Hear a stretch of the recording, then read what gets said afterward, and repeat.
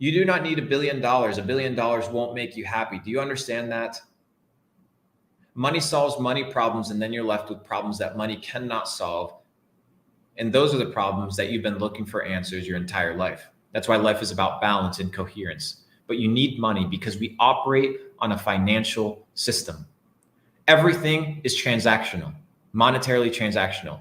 The reason you're here is because you have Wi-Fi that you paid for, because you worked out and paid for it, that you have a device that you can watch this video because you're literally here because you have money. There's tens of millions of people out there that have no, and hundreds of millions of people, maybe even 1 billion people, have no internet service, have no electricity. They're never getting out. Do you understand that they're never getting out? You have an opportunity. Being in this chat is not normal. Listening to this, it's not normal. You need to understand this. It's not normal. It's a privilege. And to whom much is given, much is required. So I hope you do something about it. I hope you start analyzing your life, and I hope you start taking things a little bit more seriously. Okay. All righty. What's next, bro? Who's got some sick videos that we should watch here? I got some other shit that I want to show you guys. Let's talk about crypto. Let me pull up the crypto chart. Let me pull up the crypto chart over here.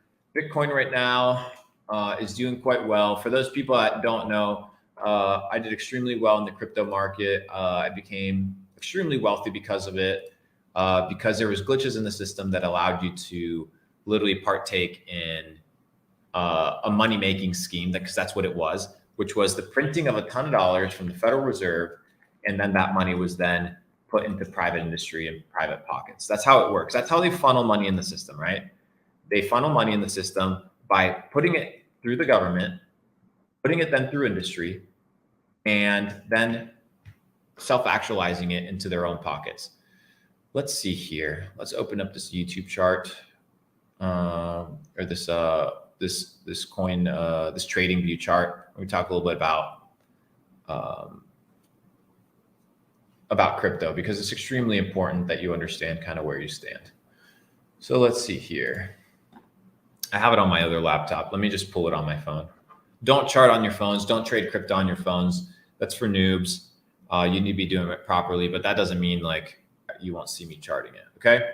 GMT, guys, we talked about this. It's a money glitch. I'm going to continue telling you guys this. I want to show you guys something. I want to show you guys how precise I am. How precise. My phone screen is cracked. Don't neglect it. Hang on. You can't see that shit, right? If I zoom it in, can you do that shit? Do you guys see that? Do you guys see that support resistance line that I charted? You probably won't be able to see it. That shit's kind of fucked. It's right there. Maybe I make it thicker. No, anyways, I'll post a chart of it. Anyways, I predicted crypto was going to go down. That's why it went back up. And now we're in a good situation. All right, current situation with crypto. You do not want to be investing in the markets. You do not want to be investing in the markets unless you know what you're doing. Most of you guys are gambling. You should not be invested into the markets. Why? Because this market right here is designed to pull liquidity from the noobs, and ultimately put it into the money in the pockets of rich hedge funds or exchanges. I'm going to explain to you guys a very simple principle. The number one question that I get about making money on the internet is if e-commerce is still a viable business model to have in 2025. I mean, I've seen this question asked ever since I was dropshipping in 2017. However, I truly believe this question to be the wrong one. I think the question you should be asking is, does traditional e-commerce still work today? As someone who's done over $40 million in verified sales in e-commerce, the answer is no.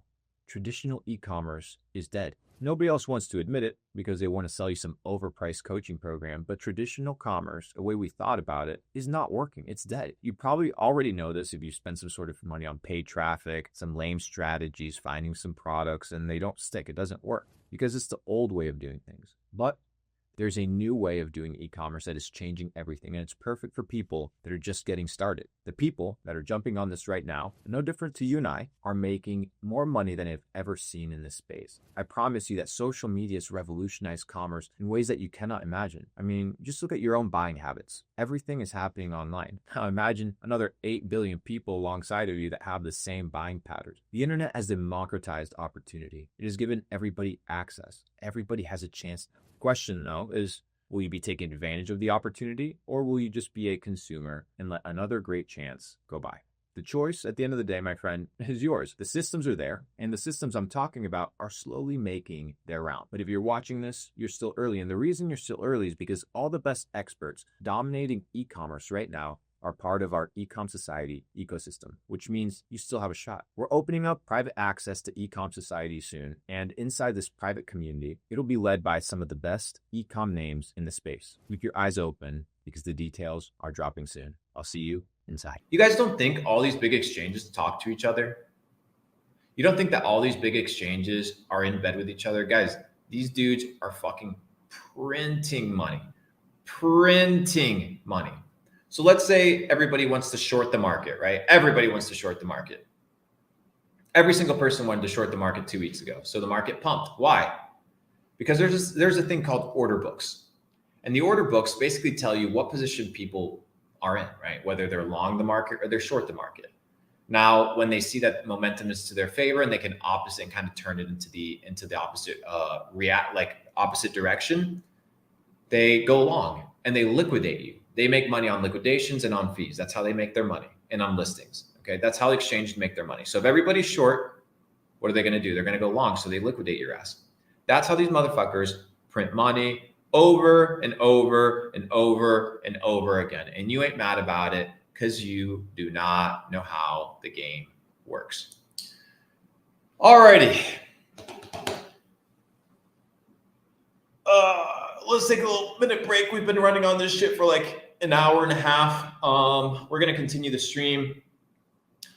As you guys can see, my eyes are still kind of fucked. I've been pulling 18-hour days. Capital Club is on its way to becoming the largest decentralized entrepreneurial network on planet Earth, ladies and gentlemen. And we're building it together. I have a buddy of mine flying into Puerto Rico tonight. You guys will see who he is. He's a really good kid. And you guys are gonna be excited. So I'll probably have him on stream. We might do a little collab. But I just hanging out with some buddies. You guys will be interested with that. Anyways, Capital Club Europe event in Europe is taking place mid-September, 14th through 19th. We're going to be sending out the details for that. If you want to level up at a completely new level and take things to get to the next step, I need you guys there. So it's not going to be for everyone. And then we're doing Capital Club Asia in as well, but that'll be in December or something. All right, let's take a 2-minute break. Go get your water. By the way, we're going to be talking about water. Maybe we talk about water in the next segment. 75% of your body is comprised of water, and people don't drink it. Can you believe the paradox that this thing right here is what's keeping you alive and people neglect it? Do you think cancer is normal? Do you think tumors are normal? Do you think ADHD is normal? Do you think being depressed is normal? Depressed is not a normal state. Do you think feeling a lump of anxiety on your chest 24/7 is normal? Do you think being bloated is normal? That shit is not normal. Not normal whatsoever. Go get some water. Go get some spring water. If you're drinking tap water, you're a drone of the system. And I'm going to teach you guys why tap water is extremely harmful for you. Just because it's clear doesn't mean it's clean. Quote that shit. Just because it's clear doesn't mean it's clean, especially when it comes to the water that you consume. Water. I think it was some water government organization today this week declared tap water to have what are called forever chemicals. These are chemicals that are really hard or almost impossible to get rid of in your body. They have mercury, heavy metal toxicities. They're going through pipes that have existed for hundreds of years. I don't know, 50 years, 70 years, oxidized, rusted, and then they go through some bullshit chlorine filter and you're drinking it. Tap water. I can't invest into water myself. Spring water. It'll change your life.